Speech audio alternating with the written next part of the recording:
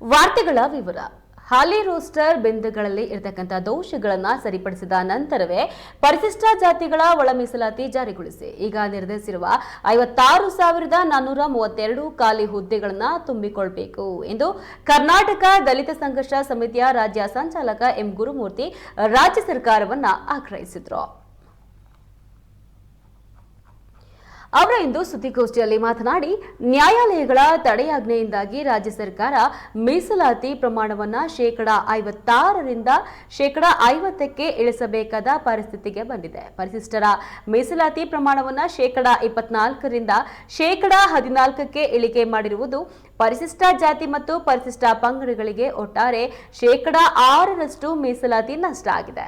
ಇನ್ನು ರಾಜ್ಯ ಸರ್ಕಾರ ಈಗ ಪರಿಶಿಷ್ಟ ಜಾತಿಗಳ ಮೀಸಲಾತಿ ಪ್ರಮಾಣವನ್ನು 17% 15% ಇಳಿಕೆ ಮಾಡಿದೆ.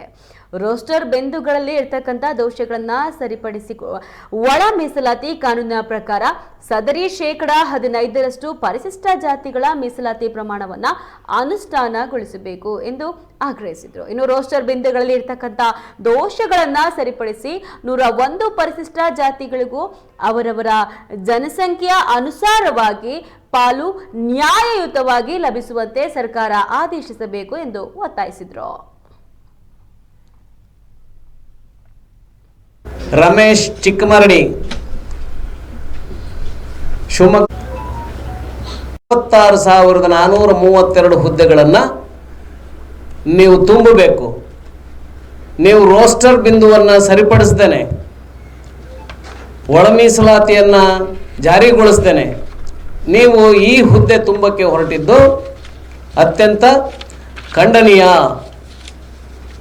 ಅಂತ ಹೇಳಿ ನಾವು ಹೇಳಲಿಕ್ಕೆ ಬಯಸ್ತಾ ಇದ್ವಿ. ಈಗ 2022ರಲ್ಲಿ ಭಾರತೀಯ ಜನತಾ ಪಕ್ಷ ಕರ್ನಾಟಕದಲ್ಲಿ ಅಧಿಕಾರದಲ್ಲಿತ್ತು.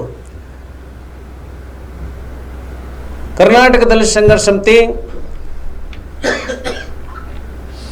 ಈ ಒಳ ಮೀಸಲಾತಿ ಜಾರಿ ಆಗಬೇಕು ಅಂತ ಹೇಳಿ ಸುಮಾರು 30 ವರ್ಷಕ್ಕೂ ಹೆಚ್ಚು ಕಾಲದಿಂದ ನಾವು ಹೋರಾಟವನ್ನು ಮಾಡ್ತಾ ಬಂದ್ವಿ. ಯಾಕೆ ನಾವು ಈ ಇಶ್ಯೂವನ್ನು ಕೈಗೆತ್ತಿಕೊಂಡ್ವಿ ಅಂತ ಹೇಳಿದ್ರೆ, ಬಾಬಾ ಸಾಹೇಬ್ ಅಂಬೇಡ್ಕರ್ ಅವರು ಈ ದೇಶದಲ್ಲಿರ್ತಕ್ಕಂಥ ಭೂಮಿ, ಬಂಡವಾಳ, ಅಧಿಕಾರ ಮತ್ತು ಸಂಪತ್ತು ಈ ದೇಶದಲ್ಲಿರ್ತಕ್ಕಂಥ ಎಲ್ಲ ಜನರಿಗೆ ಸಮನಾಗಿ ಹಂಚಿಕೆ ಆದಂಥ ಸಂದರ್ಭದಲ್ಲಿ ಸಮಾನತೆ ಸಿಗುತ್ತೆ ಅಂತ ಹೇಳಿದರು. ಅದೇ ರೀತಿ ನಾವೇನು ಮಾಡಿದ್ವಿ ಅಂತ ಹೇಳಿದ್ರೆ, ಭಾರತದಲ್ಲಿ ಶ್ರೇಣೀಕೃತ ಜಾತಿ ವ್ಯವಸ್ಥೆ ಇದೆ. ಹಾಗೆಯೇ ಕರ್ನಾಟಕದಲ್ಲಿ ಕೂಡ 101 ಜಾತಿಗಳು ಪರಿಶಿಷ್ಟ ಜಾತಿ ಒಳಗಡೆ ಇದ್ದರೂ ಕೂಡ ದುರ್ಬಲ ಜಾತಿಗಳ ಮೀಸಲಾತಿಯನ್ನು ಪ್ರಬಲ ಜಾತಿಗಳು ಅದನ್ನು ಕಬಳಿಸ್ತಾ ಹೋಗ್ತಾ ಇದ್ವು. ಮೀಸಲಾತಿ ಪಟ್ಟಿಯಲ್ಲಿ ಇದ್ದರೂ ಕೂಡ ಕೆಲವು ಜಾತಿಗಳು ಮೀಸಲಾತಿಯ ಪರಿವ್ಯಾಪ್ತಿಗೆ ಬರ್ತಾ ಇರಲಿಲ್ಲ. ಹಾಗಾಗಿ ಎಲ್ಲ 101 ಜಾತಿಗಳಿಗೂ ಕೂಡ ಈ ಜಾತಿ ಜನಸಂಖ್ಯೆವಾರು ಮೀಸಲಾತಿ ಹಂಚಿಕೆ ಆಗಬೇಕು. ಆದ್ದರಿಂದ ಈ ಮೀಸಲಾತಿ ವರ್ಗೀಕರಣ ಆಗಬೇಕು, ಒಳ ಮೀಸಲಾತಿ ವರ್ಗೀಕರಣ ಆಗಬೇಕು ಅನ್ನುವಂಥ ಉದ್ದೇಶ ಇಟ್ಕೊಂಡು ನಾವು ಹೋರಾಟವನ್ನು ಆರಂಭ ಮಾಡಿದ್ವಿ. ನಾವು ಸುಮಾರು ಲಕ್ಷಾಂತರ ಜನ ಕಾರ್ಯಕರ್ತರನ್ನ ಬೆಂಗಳೂರು ನಗರದಲ್ಲಿ ಸೇರಿಸಿ ನಾವು ಸರ್ಕಾರದ ಮೇಲೆ ಒತ್ತಡವನ್ನು ಹಾಕಿದಂಥ ಸಂದರ್ಭದಲ್ಲಿ ಅಂದಿನ ಮುಖ್ಯಮಂತ್ರಿ ಆಗಿದ್ದಂಥ SM ಕೃಷ್ಣರವರು ಒಂದು ಆಯೋಗವನ್ನು ರಚನೆ ಮಾಡ್ತಾರೆ.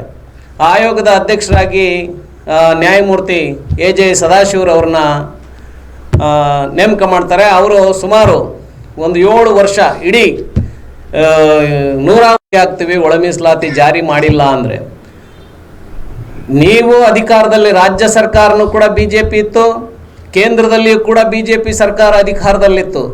ಆದರೆ ನೀವು ಕಾನ್ಸ್ಟಿಟ್ಯೂಷನ್ 9th ಶೆಡ್ಯೂಲ್ಗೆ ಇಂಟರ್ನಲ್ ರಿಸರ್ವೇಷನನ್ನು ತರಲೇ ಇಲ್ಲ.